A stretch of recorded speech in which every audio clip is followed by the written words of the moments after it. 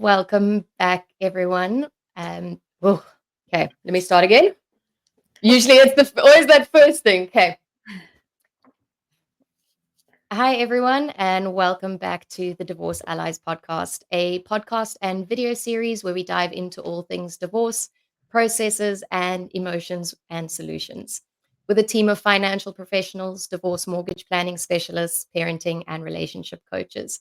We cover all the areas of the divorce process, from financial to the emotional well being.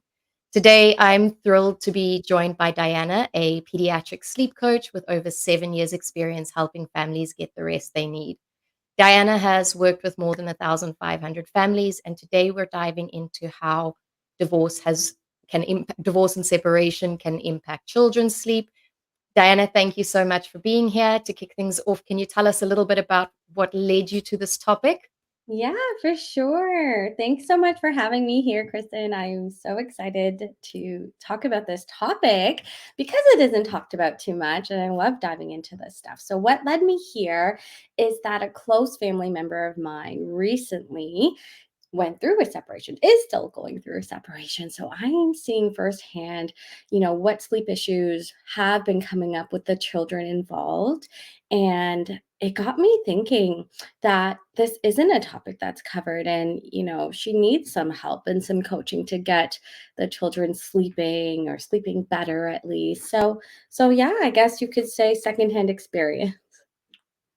Well, not wonderful. It is a difficult transition for family members as well. It doesn't just necessarily impact the people that are going through divorce, but the extended family and the children.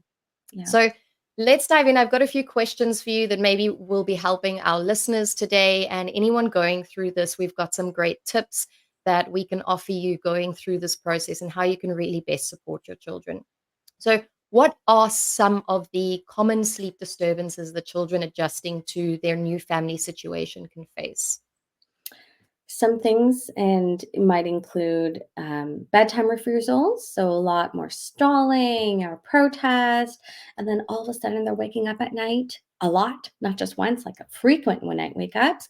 They might have nightmares or night terrors where they're not very verbal, but you know that their heart is racing, and just a general like regression where they used to sleep fine and now they are waking at night or you're encountering these issues. Just like when an adult is going through a separation and they can't really sleep well, the same idea, right? We have to be empathetic with their situation because they are little. And this can happen because they're feeling insecure, uncertain about the new family dynamics, and they might seek out their parent in the middle of the night for extra comfort, security. They don't like the separation. They crave attachment a little bit more. They might develop some fears that they never really had before. Afraid of the dark suddenly, or mommy, don't leave me alone, that kind of stuff. And it's just showing you that they're just feeling the impact of the separation. Yeah, definitely. I see these issues come up a lot with the families that I work with, but personally through my divorce as well.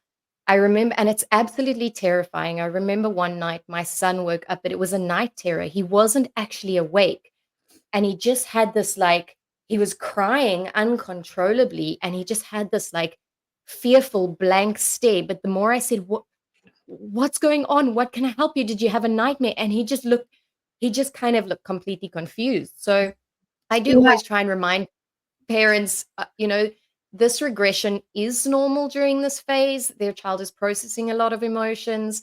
And the fears that we tend to have about where we're going to live, what is it going to look like, our children tend to have those same fears. So, understanding if we can look at our own fears around the situation, but now looking at our children, they're not, they may have those same fears, but they don't have the understanding or the emotional development to actually process it. So that can really come through in their sleep, and it kind of haunts them in their sleep. Um, so another question then. So consistency is important for kids, and especially during transitions. But what happens when two parents have different approaches to sleep? For example, if one parent is co-sleeping, the other parent prefers to sleep with the child in bed. How can that be handled? Because what I speak to my clients about is we can never, we don't want to focus on what the other parent is doing because you can never control what the other parent is doing. So, how can it actually be handled, and how can we as parents support the kids through this? And you hit it right on the head, right? You can't control what's happening outside of your home. So, what you can do is control what happens inside your home. And it's okay. It's different people, different approaches. It doesn't mean that everything has to go out the window. Children are very adaptable, they're very resilient, and they're capable of adapting to different rules, different homes. Um, I've seen this even in my practice of sleep coaching toddlers and infants. They sleep perfectly fine at daycare, but at home is the trouble, right? Because a different set of rules apply. They know how to behave in certain environments.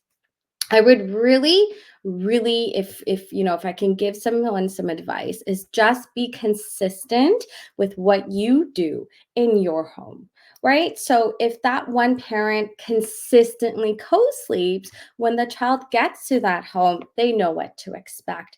If the child in the other home consistently sleeps in their own crib, in their own bed, then it's their expectation when they come here, they know what is to be expected. You just don't want to confuse them with different rules. And, this is something you can get in front of. I mean, especially if they have the understanding, if they're over the age of 3, you can say, I know that at daddy's house, you sleep in his bed, and at mommy's house, you sleep in your own bed, right? So, this is something that you can actually set the expectations of consistency and what they can, um, expect when they are at different environments. Yeah, definitely. I love the fact that you brought up the adaptability and resilience of children because I think often we focus on all the negative impacts that divorce could possibly have. And it's almost drilled in like, oh, divorce is going to ruin your kids or it's going to cause damage to them. But we No. do forget how adaptable and resilient children are. And I made a post about this a while ago saying, our children are going to go through a lot of difficult things in their life. Life is not perfect. Life is going to throw a lot of things at them. And a lot of those we won't be able to help our children through. They're going to have to figure it out themselves. Divorce is not one of those things. Divorce is something we can support our children through, and through open communication and that consistency and that little bit of a grace that we're offering our children throughout these transitions. But there are wonderful, there's another wonderful article that I'd read about um, the positive qualities of children that have been through divorce. And Mm, one of them was they are more resilient when life throws things at them. Adults that have grown up in a divorced family tend to be more resilient. They tend to be more independent. They tend to be more empathetic. They tend to have more confidence because they know their place. They know that they can bounce back easier. They've watched you do it. They've watched dad do it. So it's not all doom and gloom, right? It can actually, depending on how you manage it, it can have it can develop good qualities in your children. Um, so does the difference in routines confuse children, or how can parents avoid the difference in routine? Does it really confuse them? It doesn't really confuse them as long as you're staying consistent with within your home. So I think the main thing is kind of getting in front of them, in front of the problem. And it's not just when with sleep, right? You can get in the practice of like, okay, at daddy's house, you're allowed to watch TV when you eat, and at mommy's house, that's just not something that we encourage. And just like at daddy's house, this is your bedtime is 8 o'clock, but at mommy's house, your bedtime is 8:15. I don't know, something like that. But they are so, so adaptable. The way they adapt at, a school, a daycare versus at home versus someone else's. So just look at how the children behave with their grandparents around versus not around. Like that should tell you a lot, right? So um I am not worried that it's going to confuse. Maybe in the beginning, Kristen, like the first couple of weeks, they might be a little confused. But again, with that consistency and the practice and the communication, absolutely they can be very secure. Yeah, definitely. And this is also a great skill that they will be learning is that everyone is different. And what I like to help my clients do is try and bring it down to your children's level in the sense of you know how your brother likes pineapples and you don't like pineapples, right? So bringing it to a more, they understand that, oh, they like pineapples and their brother doesn't, or their brother does. So they start seeing those differences. And then you can refer back and say, Daddy likes to do things differently to mom. It doesn't mean it's good or bad, but everyone has different likes and dislikes. Just like you don't like to play football or you don't like to do this, mommy and daddy are different people and we like different things and our homes are different. But it doesn't mean that our homes are one home is good and one home is bad. It's just a different way of doing it. And how exciting you get to learn two different ways. I love So that. so bringing it, they do understand, especially when they are, above 3 years old, that you can start having these little conversations with them. So, what is one thing that parents can do to maybe help the transition between different homes with children? Um, I love a good solid bedtime routine. I love a robust routine. If this is one thing that parents can agree on or make it consistent between both homes, it would be this. The timings, whether one does 8 o'clock bedtime, one does 8:30 bedtime, that's not even it doesn't yeah, matter that much. But the bedtime routine really anchors their entire day. It's a wrap up to their day. It's a key connection point in their day. So, if they can really help their child feel grounded in a very consistent routine, it's going to really, really make things easier for the child to one, be prepared for bed and accept sleep, be relaxed enough to accept sleep. So, a good bedtime routine, something like whether it be a story or a bath or a shower, something like that, as long as both homes are doing it and they agree, we're good. I love that because children definitely do thrive on that routine and that structure, especially when they don't have any concept of time. They can't tell the time. So I love that you brought that point up of it doesn't matter if it's 7:30 or 8:30, Of course, we do want to bear in mind that they get enough sleep. Mhm. Um, they don't know time. So with my kids, I tend to, it's the same thing. It's dinner, bath time, read a book, and switch the nightlight on, lovies, and then off I go. So it's the same thing. And I love the bath because the bath does, or a bath or shower, the bath kind of does relax your muscles. It starts winding you down. Once a week, put a little bit of Epsom salts in for your kids, or just to give that magnesium, especially when they're growing. I've got two boys, and they often get those growing pains in their legs. So we have to do this. So we do the salt baths and stuff. I think they're going to be quite tall. um, but that consistency so that they know what's coming because they can't look at the clock and say, oh, it's 6 o'clock. It's dinner time. They're relying on the pattern. It's Yeah. the pattern that matters, right?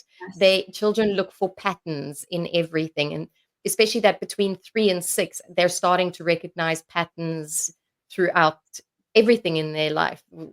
We get in the car to go to school, we drive here, they start recognizing the route to school. So they're starting to pick up patterns throughout their little existence. Yeah. Um, I had a question recently from a client, and I wanted to throw this in here for you. So, how can parents handle that middle of the night waking when their children are in different homes?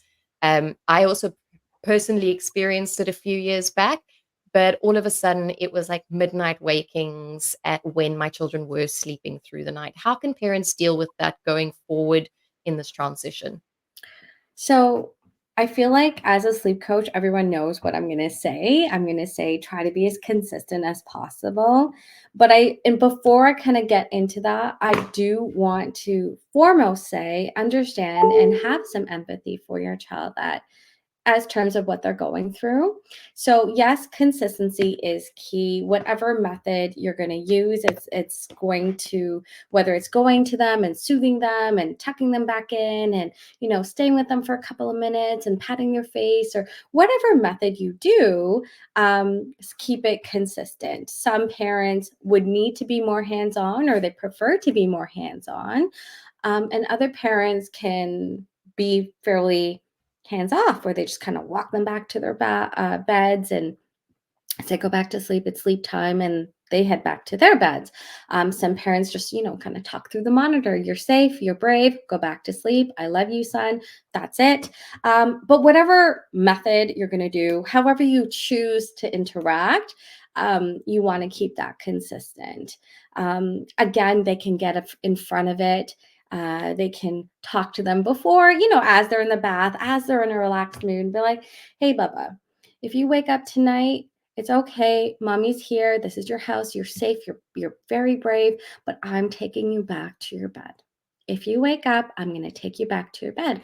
Or say or let them know, hey, if you wake up, then I'm going to come with you. I'll sing your song, but then I'm going back to my bed and you're going to stay in your bed. Something like that. You can get in front of it that way too. Yeah, I love that advice. It's just especially the preparing them from if you wake up, this is what's going to happen. But I have to be honest, we're all human, and I have had this as well. And I had to tell myself, be calm in those moments because sometimes, in the middle of the night, you wake up and you're like groggy and you just want to go to bed and you're like, go back to bed. And I had Mhm. to remind, and I'd learned once, I'm going to be completely transparent. I learned once by me not being in that calm state of just go to bed, not too much conversation in that moment. I was like, you really need to sleep in your own bed. Come on, mom, you can't sleep in my own bed. It prolonged it. It Yes. prolonged. So I realized that actually just stay calm because they're also still kind of groggy. If you're getting worked up in that moment, go back to bed. And this is your bed and this is my bed, which I had done once. I just realized it took so much longer to get back to sleep. Yeah. It So kind of wakes them up calm, a little bit more. yeah, it definitely does. But we are all human and getting woken up in the middle of the night. And it's normal. And I don't want anyone else to feel like, um, we have to be these perfect parents all the time. You've got your own emotions. You're already struggling to sleep. You just fell asleep at midnight and then your child wakes you up. It can be incredibly frustrating. But try and remember to stay calm because you are just going to prolong it if you get worked up because then they feel that energy. Even if you don't say anything, if you feel that agitation, they feel it. They feel Absolutely. it more. They feel it more than anything than Absolutely. what we're saying. They can actually feel it. So try and like take a breath before you take them back and just be like, okay, I am going to take them back calmly and I'm just going to walk back to my room. I'm not going to engage. I'm not going to start a big conversation about it and say you really need to sleep in your own bed. Yeah. Um, Look so at you that. mentioned, I was gonna say, yeah, go Kristen, ahead. like, you could be the sleep coach, like, add that to your title. I think it's from experience and trial and error, right? Like I learned by being agitated and I was like, this just took so much longer. It took me longer to get to sleep. So, Yeah. I worked through that on my own. um, Another question is you mentioned earlier regressions. How strict should parents be about ensuring their child gets back to sleeping well, especially after a major change like separation? Yeah, and keep in mind, like, even if there was no separation, there would still potentially be regressions, right? So don't be hard on yourself because, like, your child's sleep is a little messed up for a bit. It's no big deal. Like, they would have messed up their own sleep on their own, right? The regressions happen. It's a part of life. I think it's very important just to be compassionate with yourself and your child. It's normal. It's okay to take a little step back and some grace, especially if they're under 5. Okay, so Maybe that means that you want to offer them some comfort while still maintaining some boundaries. For instance, if they want to co-sleep and they're asking for it, and you feel like it's okay, it's something within your capacity to handle, you allow it for a short period, right? And when you kind of help them adjust, maybe it's a couple of weeks, maybe it's a couple of months, whatever, but you can then gradually transition them back to independent sleep. Maybe you transition them when you found a place, or when homes are settled, or maybe when their rooms are set up, something like that.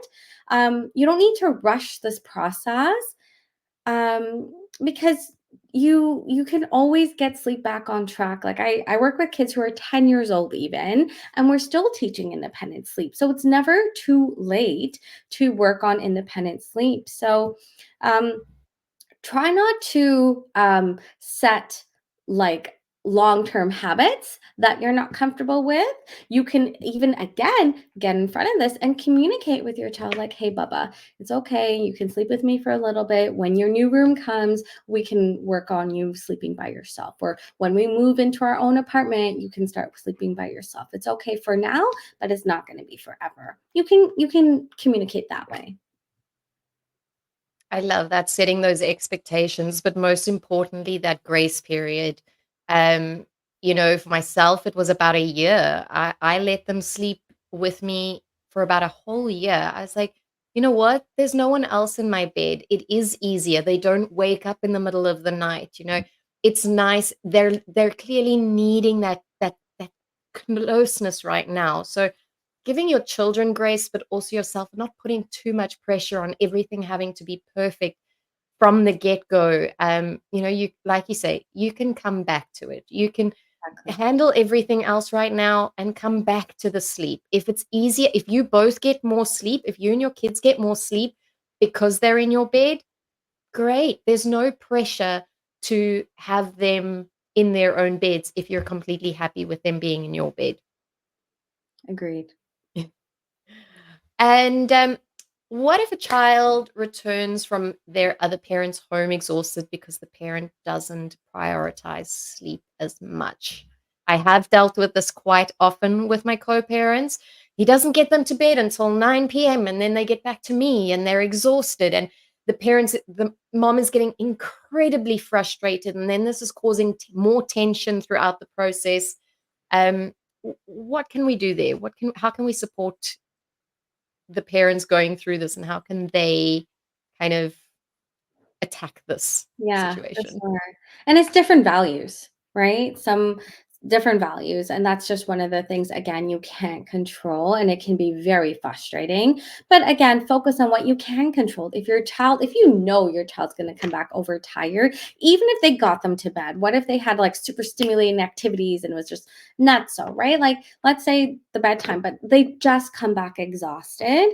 Then you do and you can get them to bed earlier for a couple of nights to help them catch up on sleep. So it's not like, oh my God, their whole week is ruined. It just takes a little bit more planning from the other parent to not have super Yeah. stimulating activities, or not have late night dinners or late dinners planned for when they come back. So that way they have some time to rest up, catch up on some sleep, re-regulate, rebalance themselves, and it would really help them with that. And it's okay to be flexible. It's not something that's going to last forever, and you are doing your best to support your child's well-being. That's all we can ask for.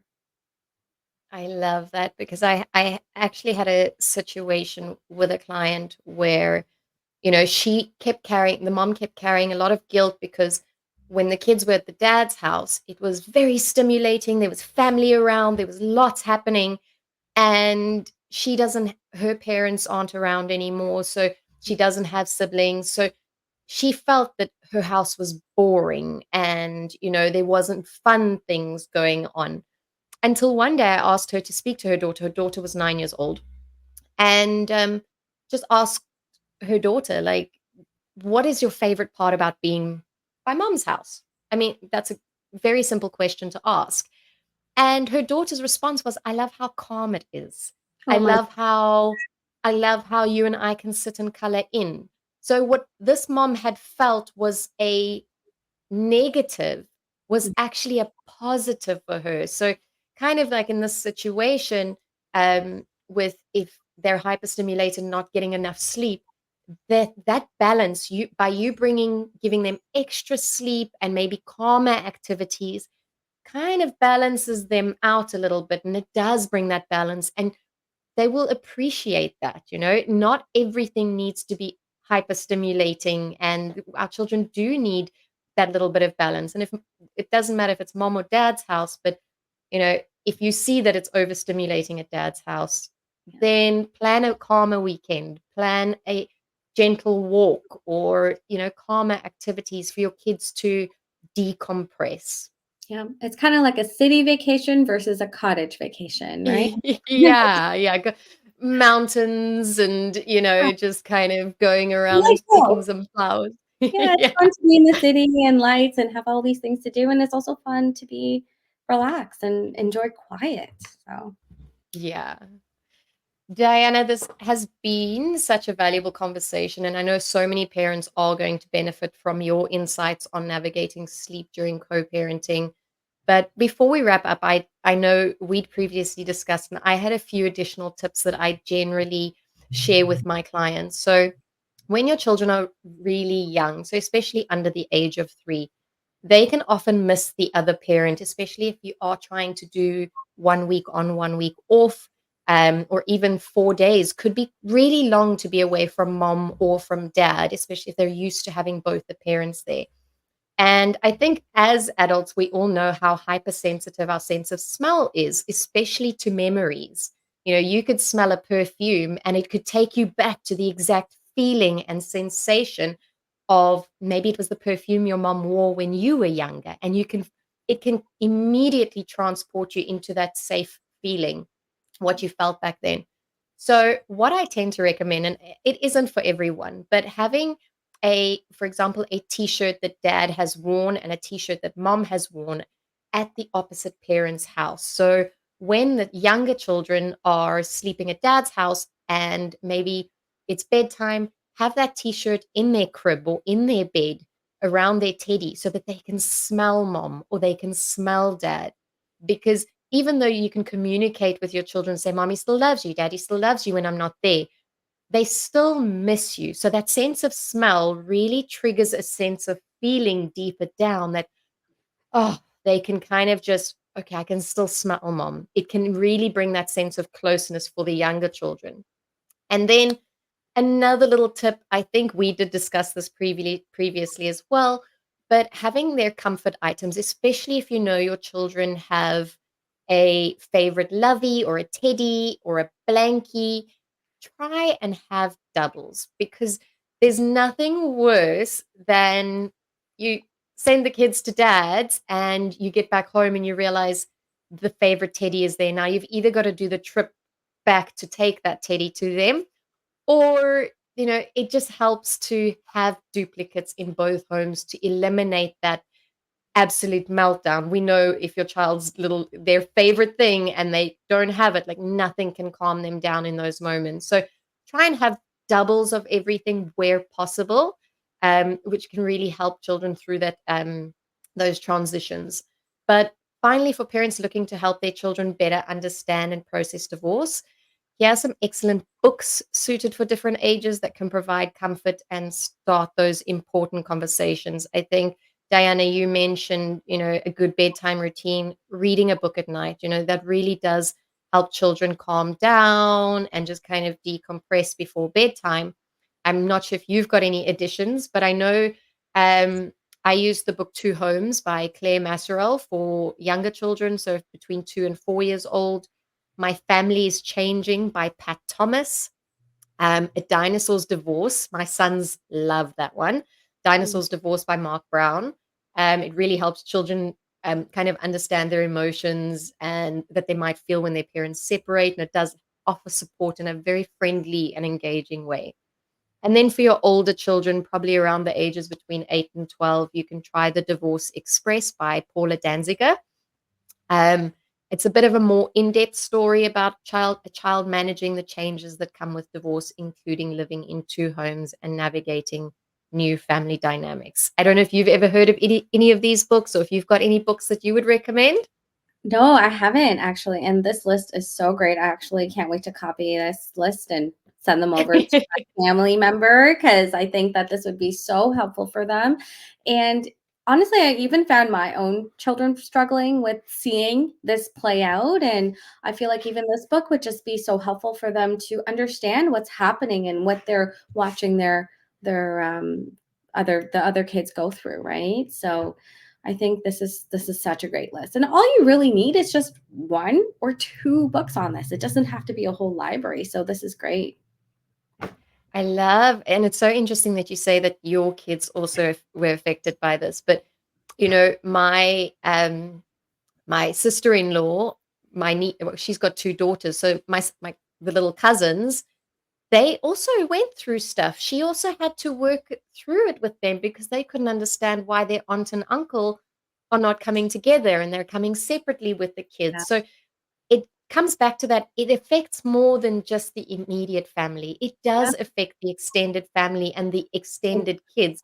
yeah. And trying to have that conversation when you're not the parent getting divorced, but now you have to have a divorce conversation with your children because your brother or your sister got divorced. Yeah, Yes. and I don't think a lot of people consider that at all until you actually go through it yourself. Yes. Or even why their cousin can't come to their birthday because it's not their mom, like it's not the weekend. They're with their dad's side or with their mom's side, right? So even that, or just even the family trying to plan things, like you don't want to have the birthday on this weekend, you want to have everyone together, so you're gonna have it on the other weekend, things like that. It does absolutely affect the whole family. Ah, amazing, amazing, Diana. So I do hope these tips and resources help parents feel a little bit more empowered during this process. It's all about creating an environment where kids feel loved, secure, and supported, regardless of which house they're in. Absolutely, Kristen. I really think that these tips will be helpful for parents and, to implement. And like you said, it's all about making children feel safe and loved no matter what transition they're going through. Amazing. Thank you so much, Diana, for being here with us today. This conversation is going to resonate with so many parents who are working hard to support their kids through these changes. I know most parents that are going through divorce, their first concern is, how is this going to affect my kids? Yeah. So we'll be sure to share more resources in the show notes for anyone who wants to dive deeper into this topic. And we will link Diana's contact details there if anyone wants to contact her for any support. But thank you so much, Diana. This has been a very insightful conversation, and I appreciate your time. Thank you. Bye. Bye. Okay, just see.